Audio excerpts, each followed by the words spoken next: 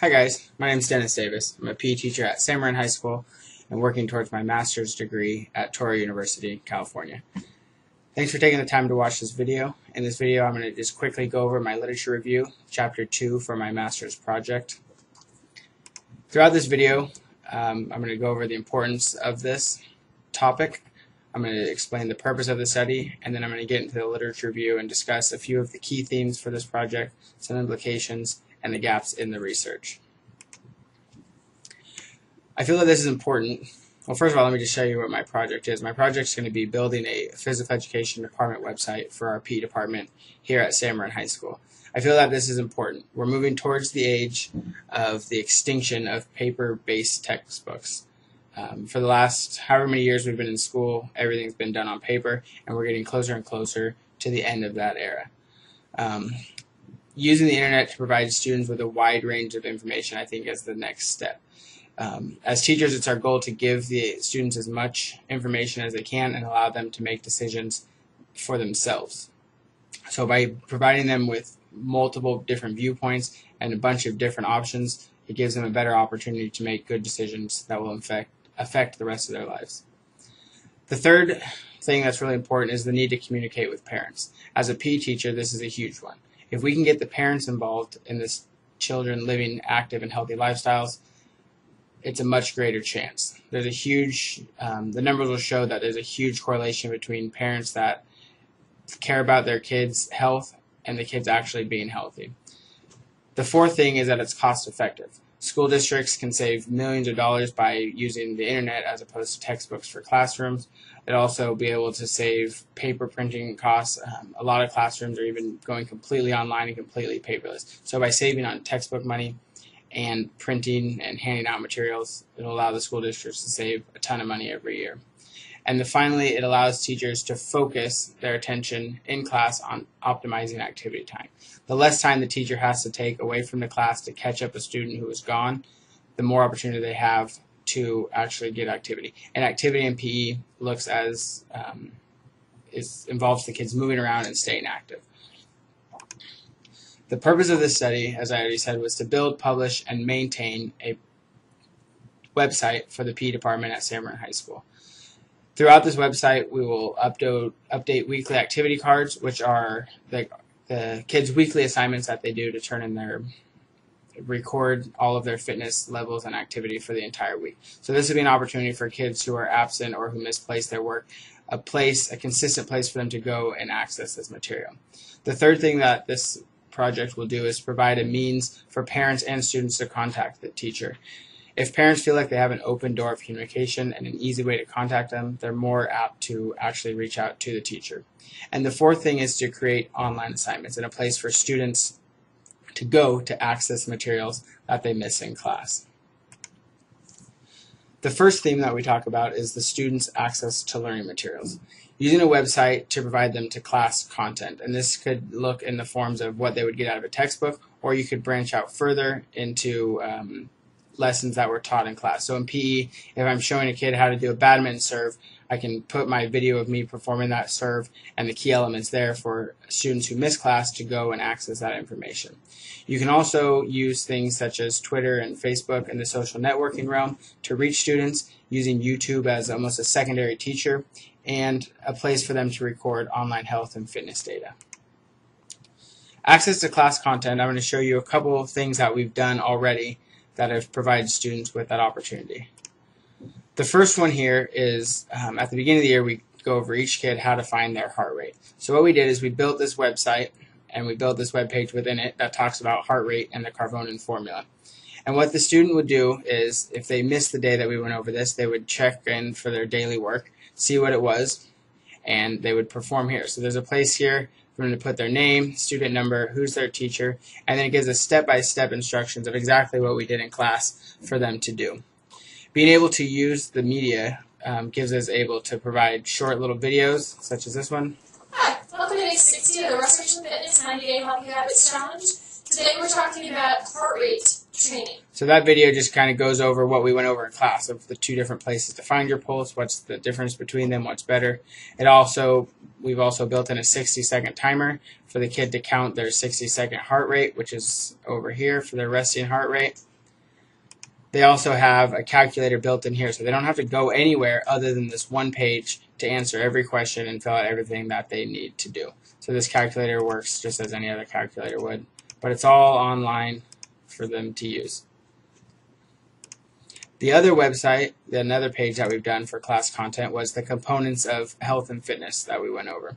So we spend a lot of the first time talking to the kids about the 5 components of health and fitness and what they look like and how we test them and how we evaluate them. So using Poplet is what we use for this one. The students can click on here and go through all of the different components of health-related fitness. So here's the 5 components, a quick little description of each one, how we test it, and then a picture of each of the different tests that we do so that they have that. So again, both of these, the components of health-related fitness and the heart rate Carbone formula, are just ways for students to access material that was given during class.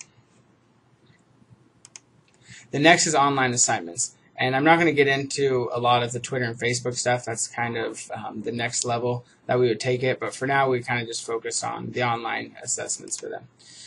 In PE, if a kid's absent or hurt, we like them to do something to make up their time. So what we've done is got rid of the old paper and pencil sitting out on the field. That's what the old PE teachers would do. You'd have like an old magazine from 10 years ago, a Sports Illustrated or something to that effect. Kids would sit out, try to their best to not be distracted by what was going on in class and actually learn something. So what we've done is we built this web page here. This is the article review assignment page that's made up under makeup work, article review assignment.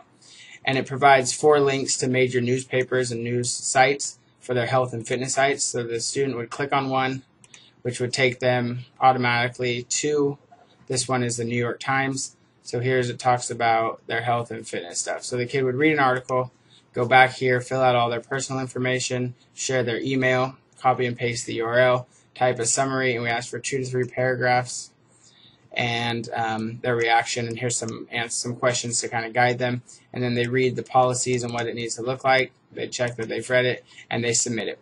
All of these assignments are done online, and when they hit submit, it sends an email to their teacher that shows that they completed an assignment, and it has all of their work on there. So there's nothing that the kid has to print out or turn in. It's all done online.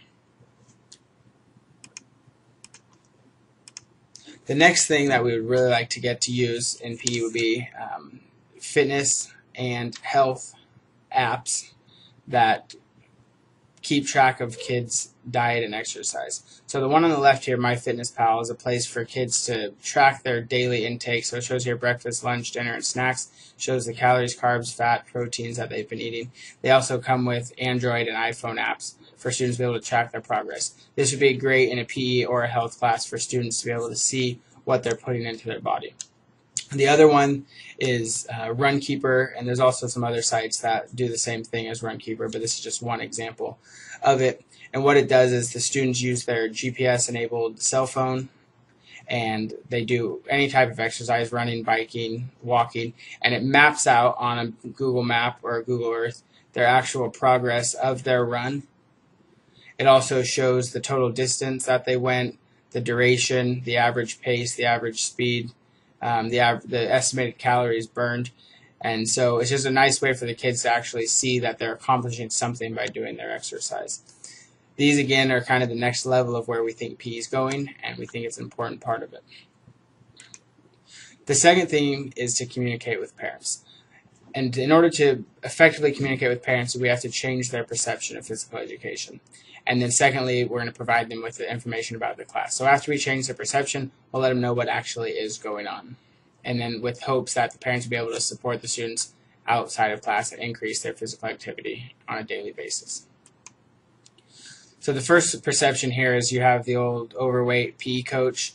It says 5 more, Billy, no pain, no gain. So they have the perception that we're making them do these impossible things, and we're just standing there yelling and barking at them. Here's just another little video that shows the same thing. I was on the books at Rangers for a couple of years, but they decided they didn't want to use me professionally. So I did personal training for a bit, but apparently was too aggressive and had very poor people skills.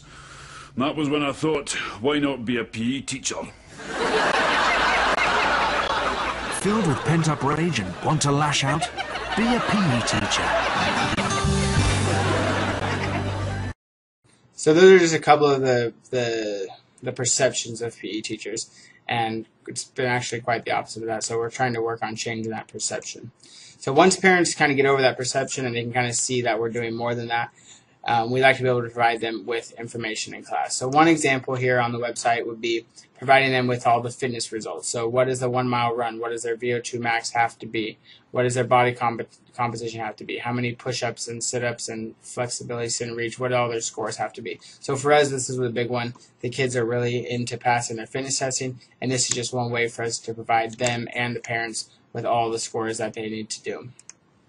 The second way is on the Mr. Davis page. So if you go to teachers, you can see the 2 teachers at San Marin. They click on their teacher, and it has their weekly assignments that they can download. They can click here, and it prints out a full copy of what their assignment was for the week for the parents to be able to see, or the students who lost or misplaced their card to reprint it out.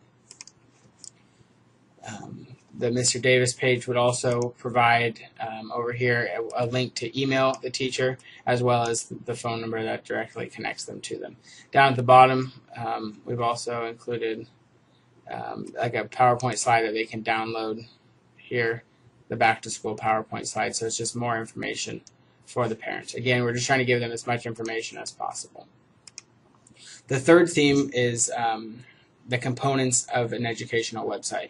And I'll talk later about the gaps of research, but we started just looking at overall total education. So the 3 most important things are content, design, and access. So the content should be current, easy to find, and it should forge a link between home and school. So the same thing should be going on in both places so that there's never a gap or a miscommunication between the 2. The second, design and navigation. There should be a logical flow, a consistency, a constant color theme, everything that kind of makes sense and looks nice. And finally, access. You should use a website that's easy to access. There's not big pictures and videos that take forever to load up. Just constant access, whether they're at home or school, and then it can be accessed on any browser.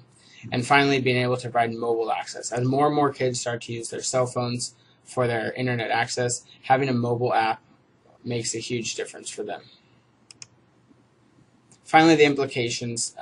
The website will be a way for parents to be a part of their physical education experience of their child. We've also created a feedback loop, which you can see here for the parents, and we'll have stats later to show, but it's just a way for the parents to provide the teacher with feedback of how the website is, what could be improved, how they overall think that it is. So just another way of keeping the parents involved as to what's going on in PE at San Marin.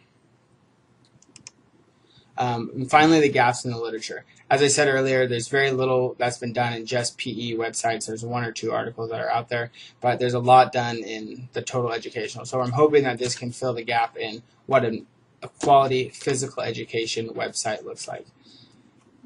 Thank you so much for taking the time to share this with me. I hope that you learned something or you enjoyed your time watching the video with me.